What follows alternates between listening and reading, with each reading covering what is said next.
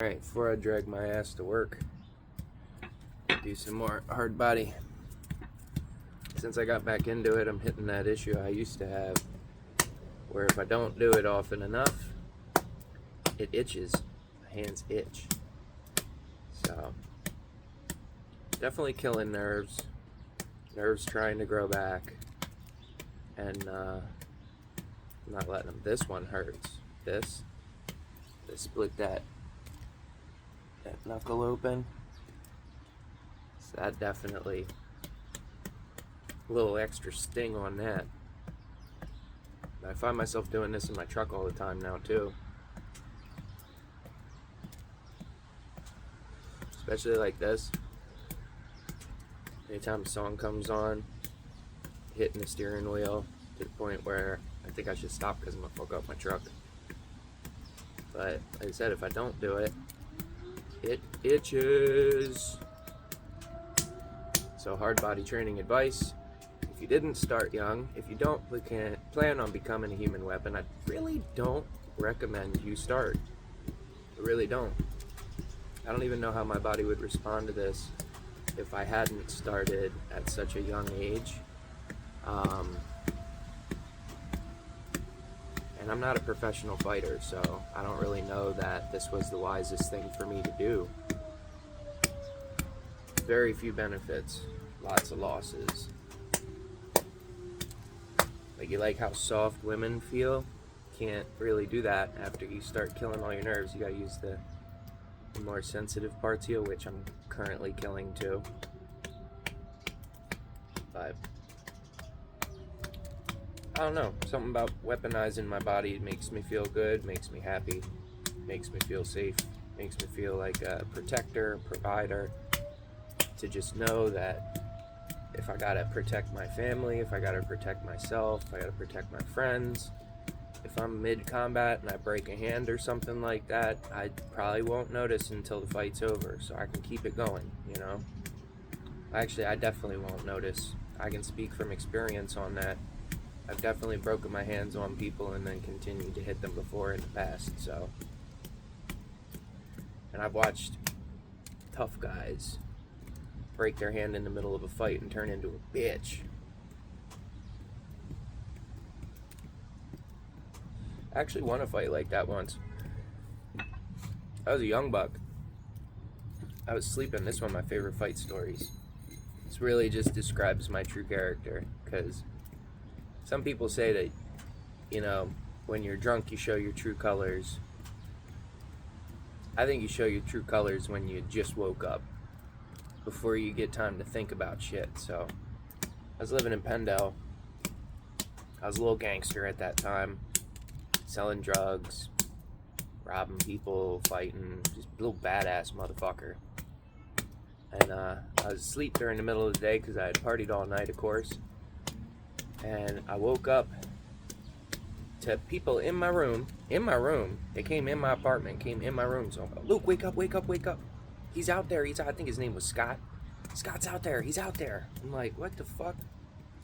I get up. I'm like, rubbing my eyes. I'm like, what are you talking about? The bull that want to fight you, he out there. I'm like, can I have a cigarette? They're like, bro, go fight him right now. He's here. You've been looking for him. I'm like, all right, but can I get a cigarette? They're like, here you go. They hand me a cigarette. I light the cigarette up. They're like, come on, come on, come on. They're pushing me out the door. I'm like, all right, all right, all right, all right. Walk down the stairs. He was in my back courtyard. I go out the back courtyard. He's standing over by this other door like this, like a statue. I walk over,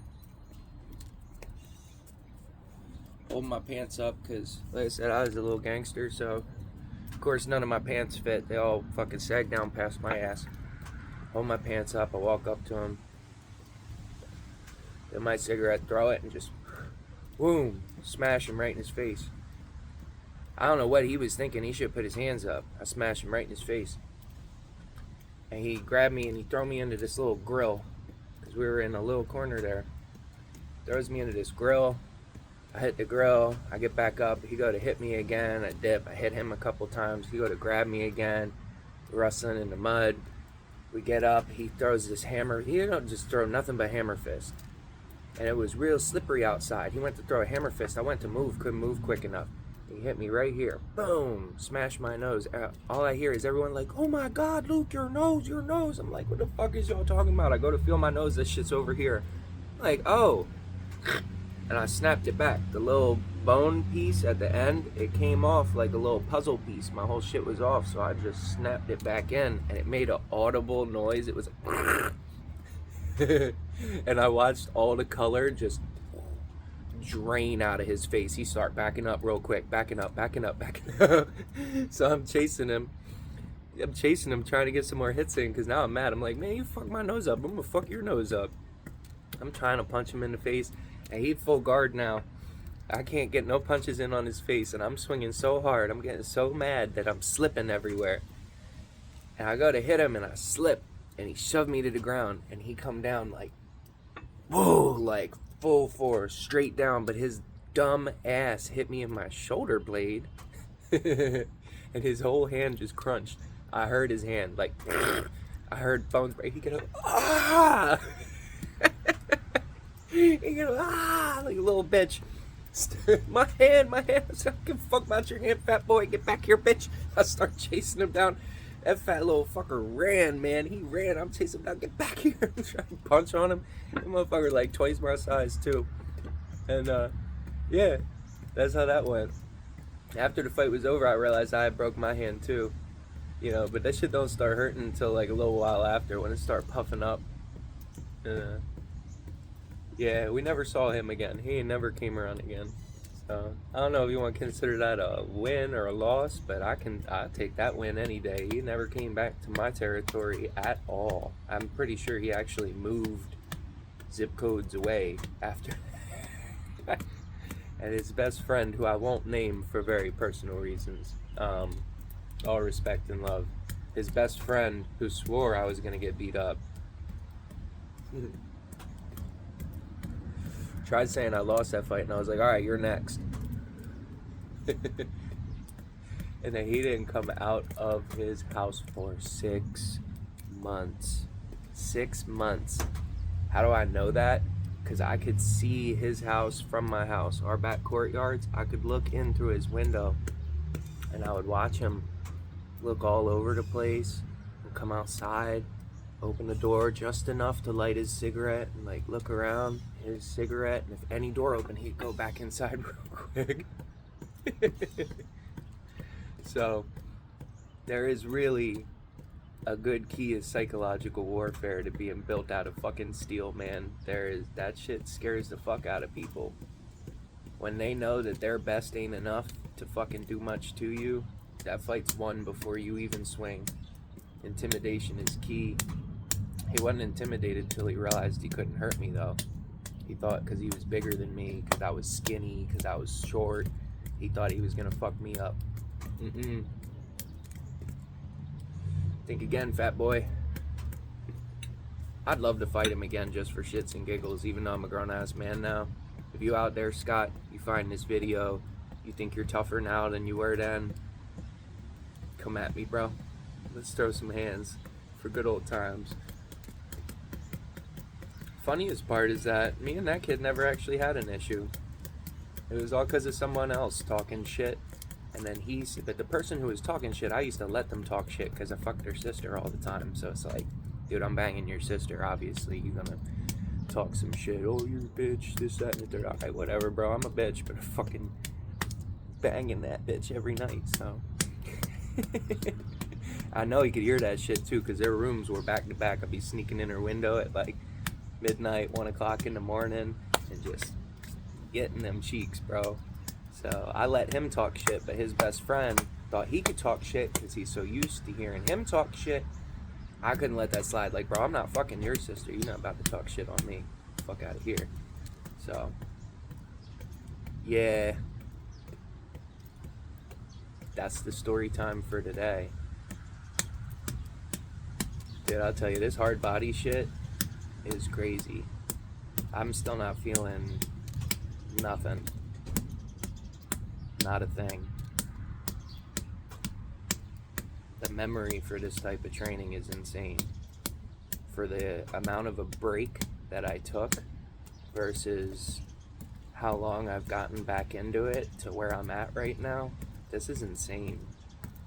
I'm gonna be fucking stabbing watermelons soon, just straight right through them motherfuckers. I noticed that shit goes viral too. I get that pinky louder. It's hard to really whip that pinky. No weight to it. This one, no problem. Very easy. Just as easy. Even easier. This one. It's hard to whip that. But yeah, we're just gonna keep doing hard body. Anytime I get a chance to give a little story time, I'll come out here, do some hard body training, give y'all some good stories, because this is way too boring to just watch. You can't just watch someone beat themselves with cement poles for fucking 11 minutes. That's too boring. So we'll try and have really good story times in there. This was like one of my favorite ones. I don't do enough. It feels so good. Seriously.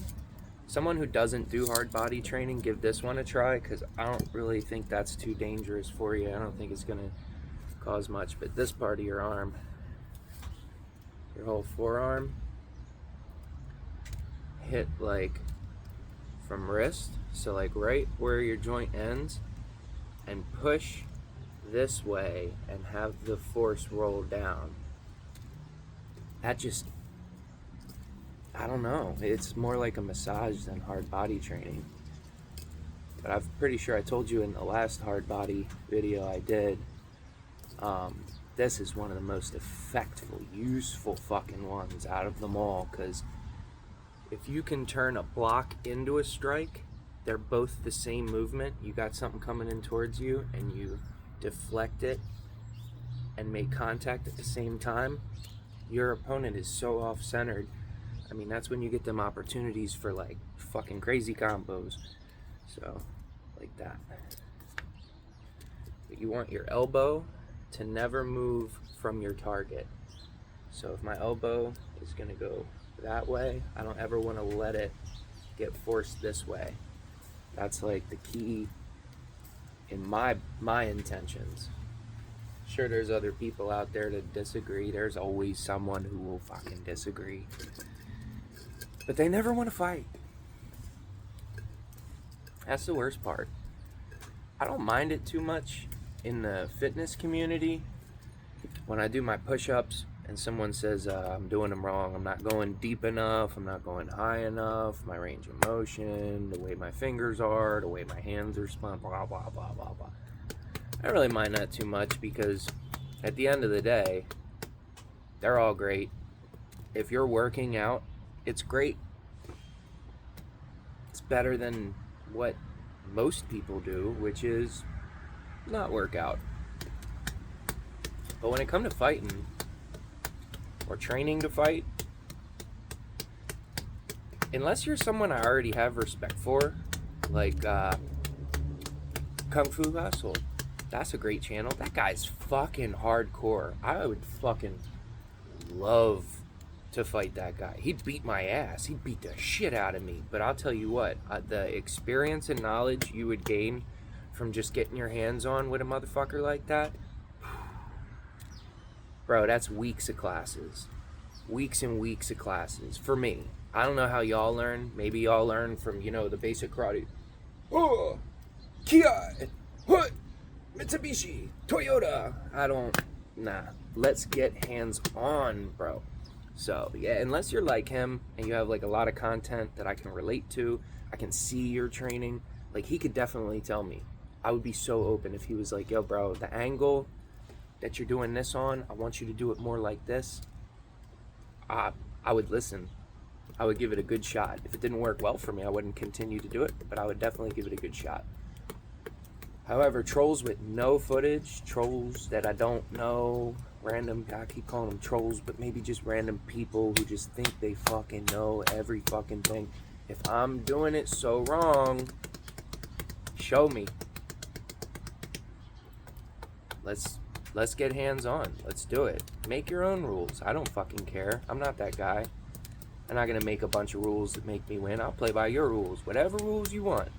You want gloves, you want no gloves, you want face shots, body shots, jiu-jitsu, grappling, what kick? Do you want a kick fight?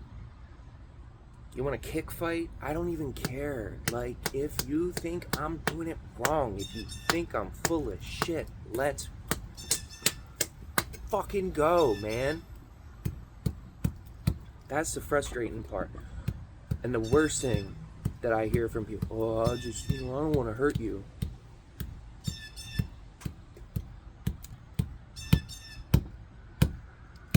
You're gonna hurt me. You're not gonna hurt me. I can't hurt me. I can't hurt me. You can't hurt me. I hit my head on fucking everything at work. Cement beams, wood beams, steel beams. I have tools twisting my fucking jaw, hit me on that KO spot regularly. I never wear gloves at work. Never wear gloves at work. I'll reach into a bucket full of cement chunks like this and fucking pull them out to put in my mortar if I'm short. You're not gonna hurt me. That just makes me think you're scared. Fear's okay too. Just be real. If you're scared, you're scared. But if you're scared, don't talk shit. You know?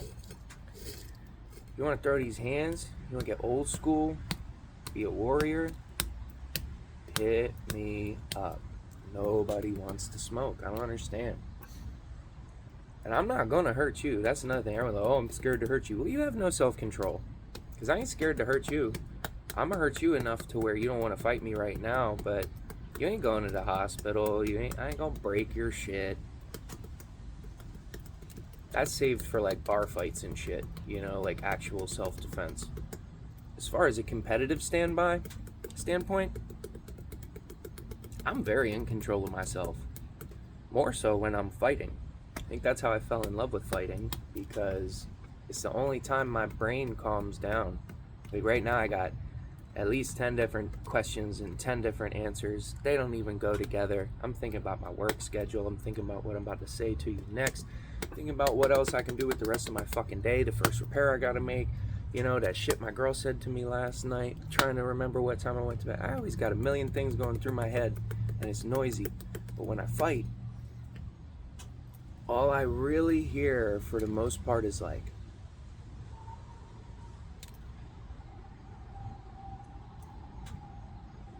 that's like the closest thing I could describe it to. It's just like it's real windy going by me, and I get this. It's just me and you, and then like a small area of things that could get in the way. The sky, the birds, the bees, everybody else building, that shit's gone. It's just me and you. And shit slows down. It slows. I get nice and calm, and I just stop thinking. It's beautiful. I just stop thinking and watch what my body does. I just watch the thousands of hours worth of training just automate, just go. Whenever I do get hit real hard and it hurts, I kind of get excited a little bit. I'm like, ooh, I'm more awake. It's more real. I'm here. This is life, you know? I don't know. It'd be nice to get that some other type of way, I'm sure. There's other people who get that shit out of, you know, art and music and things like that, you know, that everything's okay feeling, that primal memory from like, you know, when you were a baby and mama held you and you just knew everything is all right. She could have been lying. It don't even matter. You wouldn't know. You just know. And that's fighting for me. That's why my head gets so mixed up when I go too long without a fight. Because how do you really know where you sit in this world unless you test it?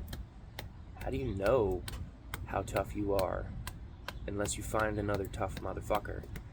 You know?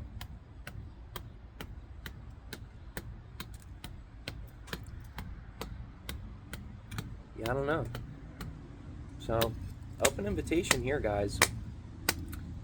Fuse the tough guy. I'm waiting. And no, I'm not joining a fucking martial arts school. Don't fucking send me no stupid bullshit invites to your fucking corny ass martial arts school. I'm fucking done. I give up. I give up. I would love to go train at a real fucking gym where I can really get some fucking combat in, but they don't fucking exist. Bunch of fucking cotton candy motherfuckers.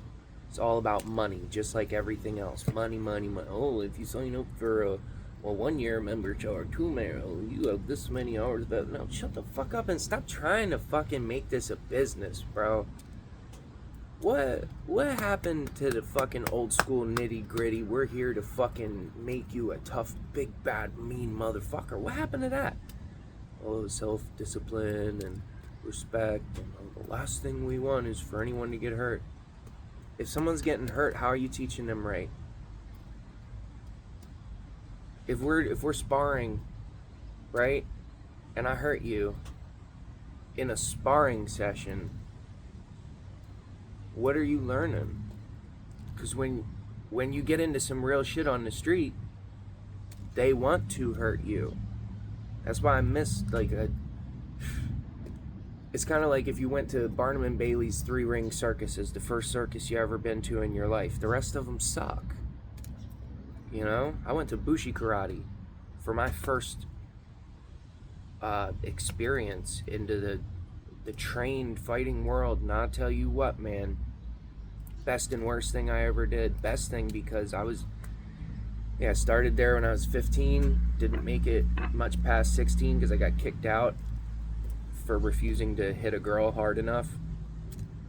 A whole nother story for a different training session. That was fucking ridiculous. I'm still mad about that. But yeah, I probably weighed like 65 pounds, and they were all mixed classes. There were no kids classes, intermediate, advanced, none.